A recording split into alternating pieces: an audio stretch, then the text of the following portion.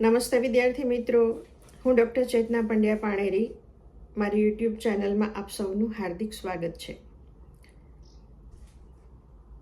મધ્યકાલીન કવિ ભોજા ભગતના ચાપખાના આસ્વાદનો ઉપક્રમ ચાલી રહ્યો છે. આજે જે ચાપખાનો આસ્વાદ કરવા આપણે જઈ રહ્યા છીએ એનું શીર્ષક છે સુરતી શામસુ સાંધોરે. જોઈએ. સુરતી શામસુ સાંધોરે, રક્ષા રામની બાંધોરે.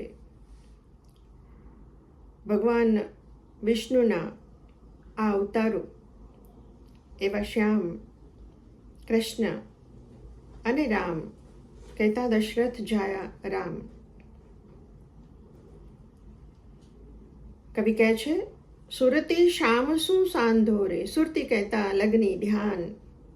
તમારું ચિત્ત એ શ્યામની સાથે જોડો, પરમ તત્વની સાથે જોડો અને એ રીતે રક્ષા રામની બાંધોરે. અને જો શ્યામની સાથે તમારી સુરતા સંધાશે તો રામની રક્ષા મળશે. રામની રક્ષા બાંધોરે.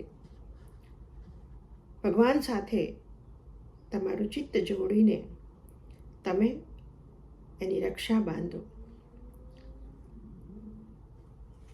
કૃષ્ણ એટલે દેવકી નંદન કે જશોદાનંદન કૃષ્ણ, અને રામ કહેતા કૌશલ્યાનંદન રામ. પણ કબીર વાણીમાં, કબીર ભજનમાં, કબીરનું એક ભજન છે સકલ હંસ મે રામ બિરાજે. એમાં એ જુદા જુદા રામનો સંદર્ભ આપણને આપે છે. મને બહુ ગમે છે એ ભજનની પંક્તિઓ. શું કહે છે કબીરજી? પ્રથમ રામ દશરથ કો જાયો, દૂજો રામ ઘટ ઘટ में બસારો. એક રામ જે દશરથ નંદન છે, દશરથનો જાયો છે, એને તો આપણે ઓળખીએ છીએ, પણ બીજો રામ કયો છે તો કે છે દૂજો રામ ઘટ ઘટ में બસારો. ઘટ ઘટમાં જે વસ્યો છે એ પણ રામ છે, જેને આપણે આત્મ રામ કહીએ છીએ. દૂજો રામ ઘટ ઘટ में બસારો, तीजे राम का सकल बसेरा.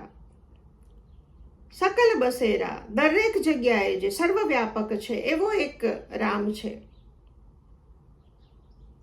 અને ચોથા રામ તીનો સે ન્યારા.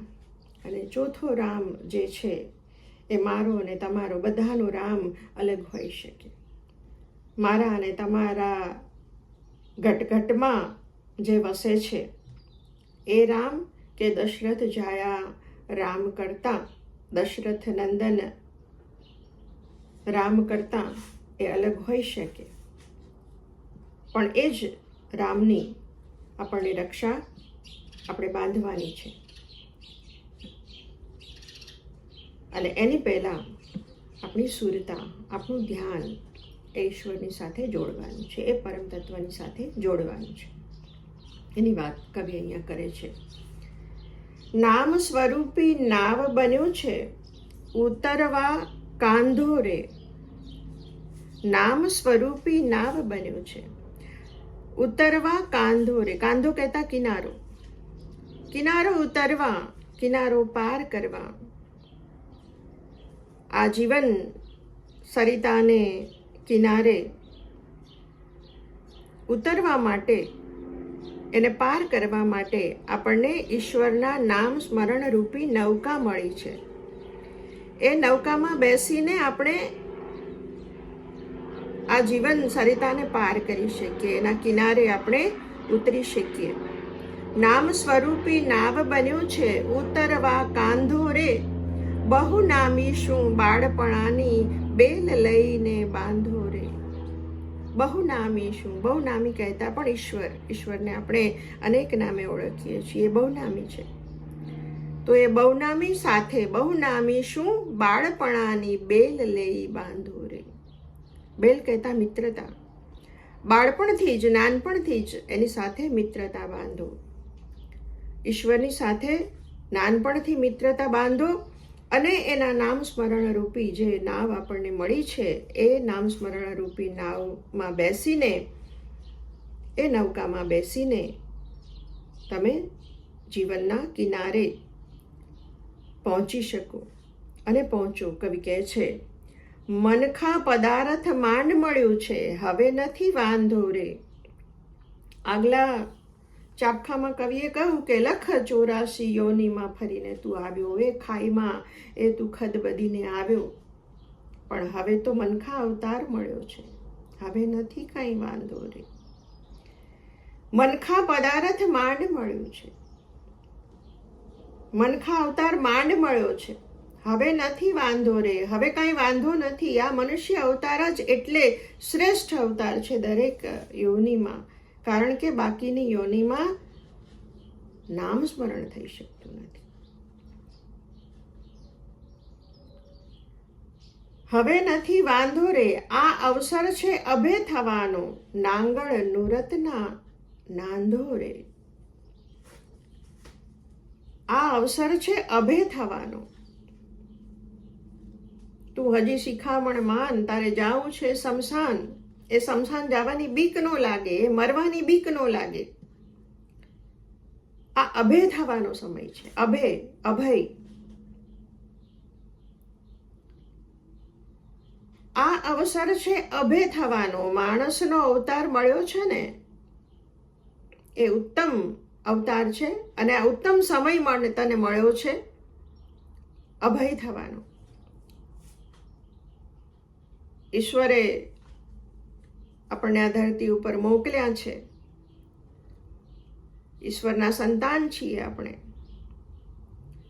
જેમ આપણા માતા પિતા આપણા સત્કાર્યોથી, આપણી પ્રગતિથી ખૂબ રાજી થાય, ખૂબ ગૌરવ અનુભવે, તો આપણો પરમ પિતા જેણે આપણને જન્મ આપ્યો છે એની સામે જ્યારે જઈને ફરી પાછું ઊભા રહેવાનું બનશે, ત્યારે આપણે કોઈક એવા કર્મો કરીને ગયા હોઈએ કે એની સામે ઊભા રહેતા આપણને ડર ન લાગે. બાકી તો કબૂતરોનું ઘુ ઘુ ઘુ આપણને ખબર છે. કબૂતરોનું ઘુ ઘુ ઘુ ઘુ ઘુ ઘુ, માનવ ગરજે હું હું હું હું હું હું. જ્યારે અહીંથી અહીંયા જશું ત્યારે પરમેશ્વર તો પહેલું પૂછશે, કોઈનું સુખ દુઃખ પૂછ્યું તું? પરમેશ્વર તો પહેલું પૂછશે, કોઈનું સુખ દુઃખ પૂછ્યું તું?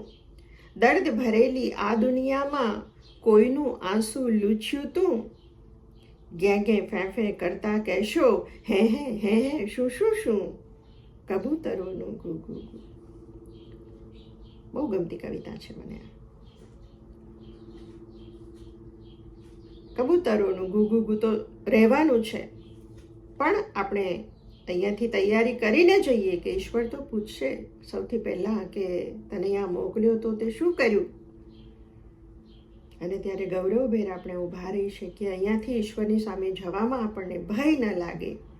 એ અભે થવાનો આ સમય છે. કવિ કહે છે, આ અવસર છે અભે થવાનો, નાંગળ નુરતના નાંધો રે. નાંગળ કહેતા લંગર, નુરતના કહેતા જ્ઞાનના, નાંધો કહેતા નાખો. જ્ઞાનના લંગર બાંધો અને આ જીવનને પાર કરો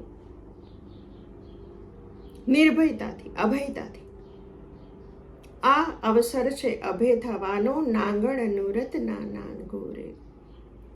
જ્ઞાનરૂપી લંગર નાખીને તમે અભય બનો. પરીક્ષિત કથા કાને સાંભળતા કાળે ન ખાધો રે.